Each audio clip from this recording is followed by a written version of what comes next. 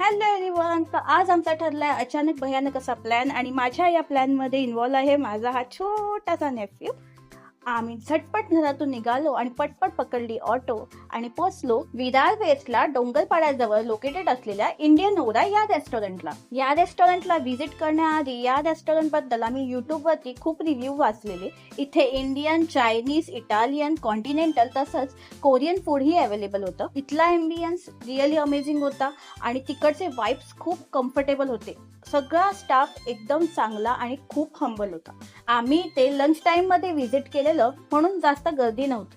पण तुम्ही इव्हनिंगच्या टायमाला जर इथे व्हिजिट करणार असाल तर कॉल करून पहिले टेबल बुक करून ठेवा. इकडचे मेन्यू रीड केल्यानंतर काय कसं खायचं, स्टार्टर्सला काय मागवायचं यावर पूर्ण चर्चा करावी लागली, कारण इथे इतक्या प्रकारची व्हरायटी अवेलेबल होती. नुसता मेनू वाचूनच तोंडाला पाणी सुटलेलं. आम्ही इकडच्या एम्बियन्स मध्ये खूप सारे फोटो काढल्यानंतर पहिली ऑर्डर दिली ती प्रॉन्स कोलीवाडा आणि ॲपल चिकनची. याआधीही विरारच्या अनेक रेस्टॉरंट्स मध्ये आम्ही सी फूड ट्राय केलं, पण इकडचा प्रॉन्स कोलीवाडा सिरियसली खूप लाजवाब होता.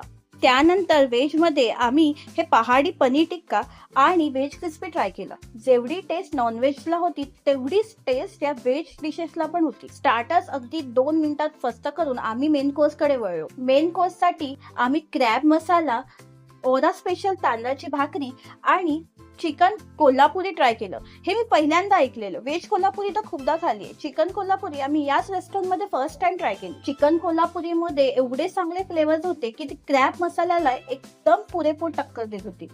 मी तर मस्त माझा लंच एन्जॉय करत होती. डिझर्ट्स मध्ये आम्ही इथे सिझलर ब्राउनीज ऑर्डर केलेल्या.